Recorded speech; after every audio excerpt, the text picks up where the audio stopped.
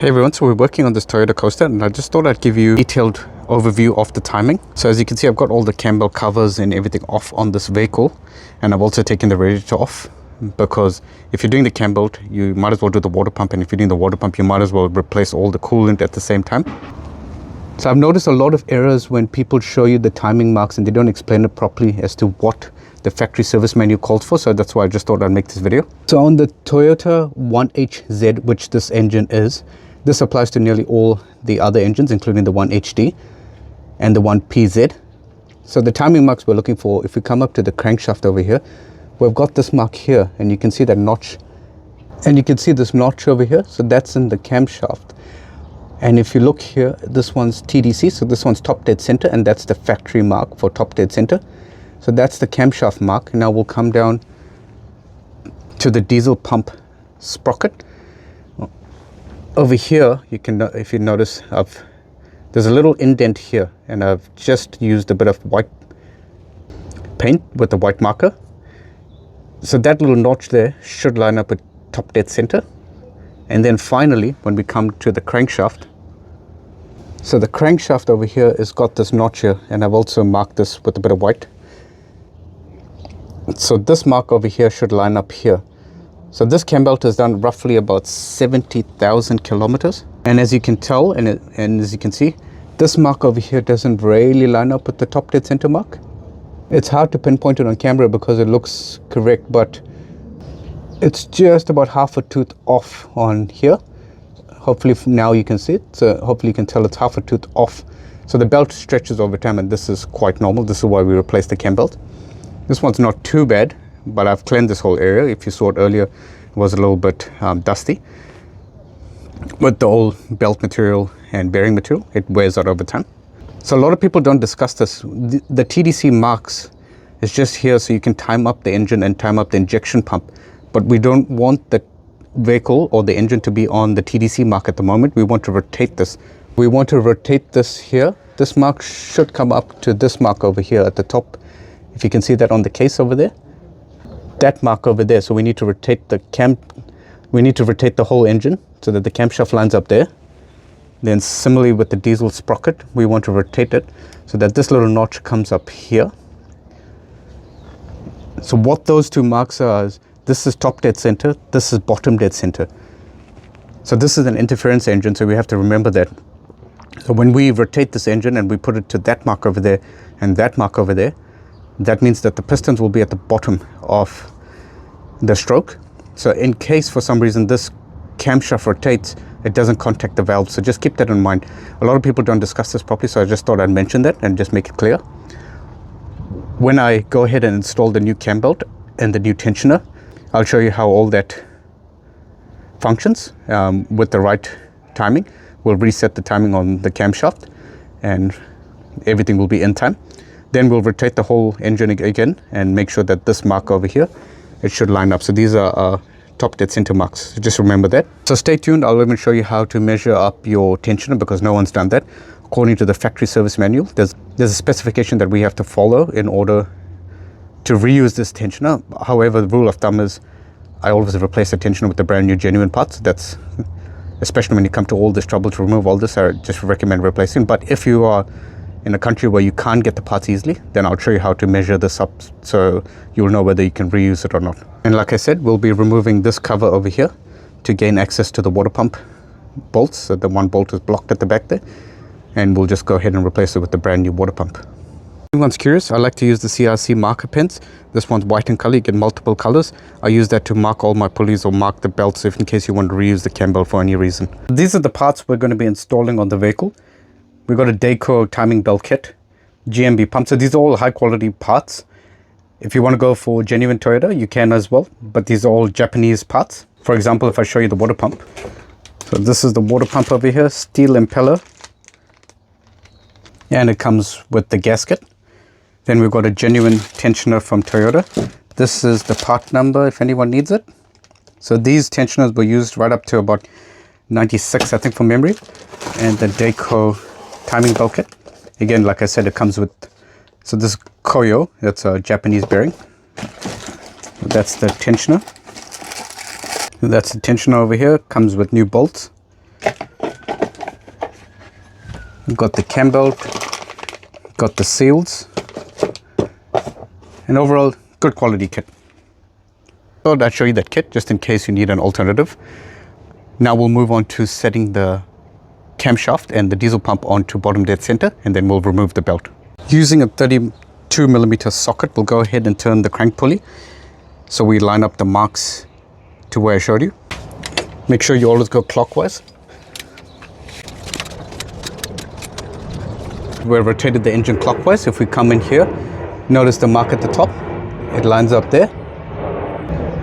So that is at bottom dead center for the camshaft. Now we come down to the diesel sprocket. That little notch there lines up there. And we're not too worried about the crankshaft pulley at this point. This mark will not line up with anything because that's top dead center. So that's for your injection pump timing, and if you're rebuilding the engine, that's your top dead center mark for the crankshaft. So we're not worried about that at the moment because that's been rotated. That will be somewhere around there at the bottom there. So we're not too worried about that. That this is lined up now, we'll go ahead and open up the tensioner, and then we'll remove the belt.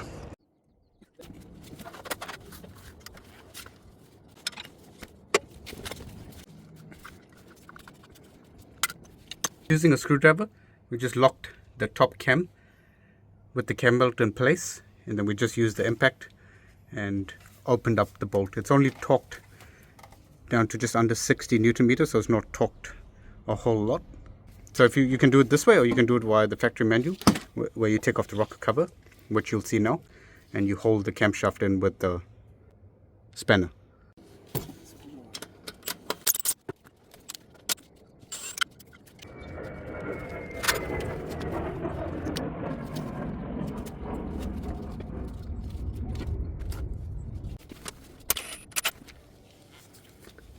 So in here there's a keyway. Sometimes if you're lucky, the cam will just come off, and this time it's not going.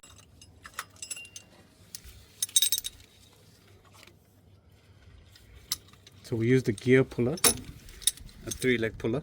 If you need to see these tools, or you want the links, or if you want to see what I've used, just check the description or the comments below. I'll leave links there. So we'll go ahead and remove the bolt now. Sometimes if you're lucky, if it will be loose and you won't need to use a puller. Other times you will. So just remember which way. It only goes on one way. So it goes on this way. Then over here you've got the wood rough key at the top. I will take it out because I'm going to be removing this whole cover. So it's just this key over here. Keep it with your cam. And now that's all removed, we'll go ahead and remove the bolt. All these bolts over here, I'll just use a bit of compressor and just make sure this whole area is completely clean.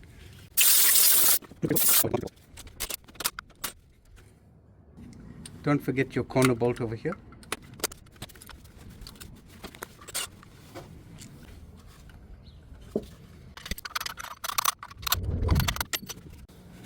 So using the slide hammer, as you saw earlier, we've tapped it out, so we'll just use it a bit more.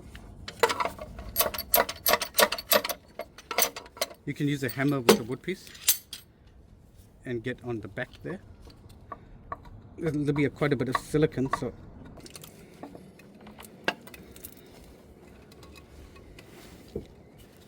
this is it here. So there's 4 bolts. If you've taken off the 4 bolts, you're safe. You can go ahead and hit it. So that's what it looks like from this side. Just clear detailed, so in case anyone is stuck. Now we'll go ahead and take this out and give it a good clean. So as you can see, there's old gasket maker here, and then this seals to the top rocker cover at the top here.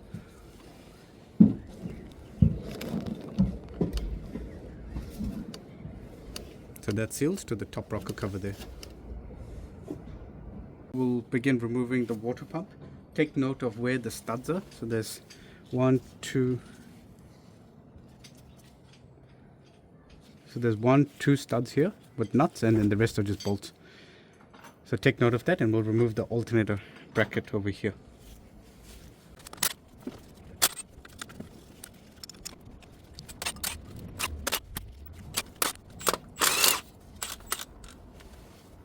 So keep your container ready because you will get quite a bit of water coming out.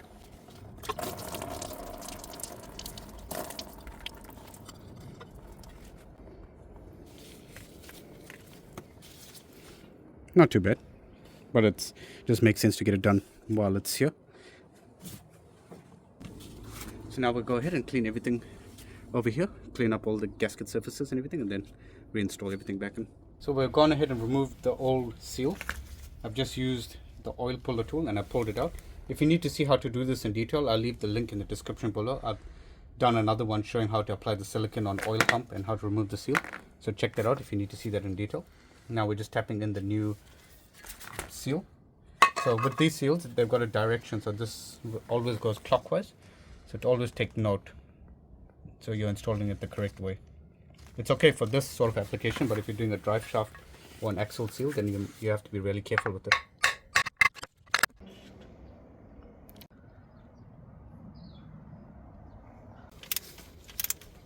So go in a crisscross pattern and just torque up the water pump. It's torqued to 20 Newton meters, the bolts.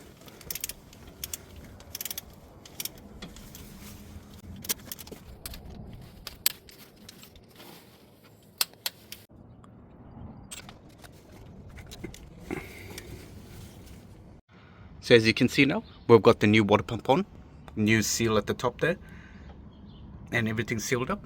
At the top over here, you might notice that the marks can rotate, so the cam gear can move a bit. You can realign it. So we'll do that now. We'll realign both the camshaft and the diesel pump. This one's a little bit off, so we'll rotate that back, and then we'll go ahead and start installing all the new Cambelt parts.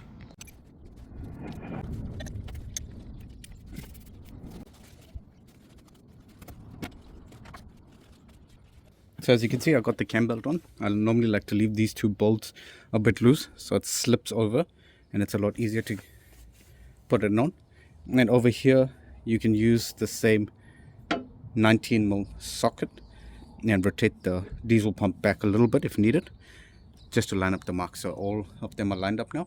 I'll go ahead and tighten this up a bit, and then we'll go ahead and install the spring.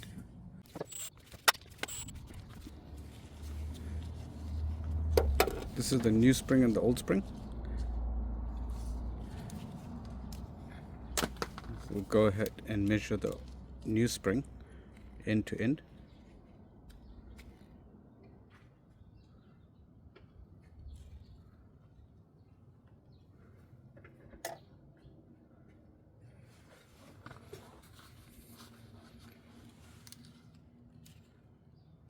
And the old one. So it's about 2mm longer, the old one. It was hard to record this on camera, but using a long screwdriver and just the nose pliers or whatever you feel comfortable, you just put it there, lever the spring, and then you push it on. At this point, recheck all your timing marks. So as you can see, that's perfectly lined up. And we've got the diesel pump sprocket, that's also perfectly lined up.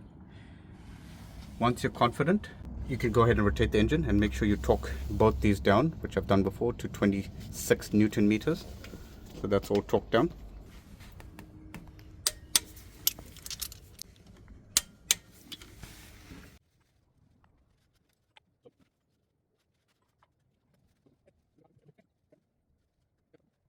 Toyota service manual specifies that you check your free length of the spring, as I've done here.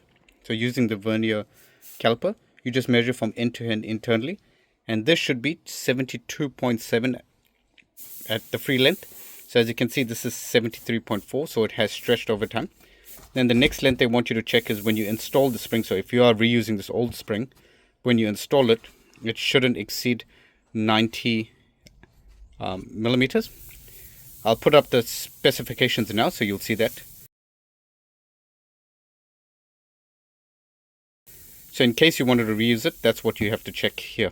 There's also a kilonewton reading, so you can check the force, but that's a difficult reading, so the measurement is much easier. The following is the Toyota factory manual specifications and torque settings for the Cambelt. So follow along if you need to see the specifications, or go back to the video where I cover everything in detail. So do stay tuned and do check out my other videos where I go into detail on other Toyota models and a lot of camper and RV content.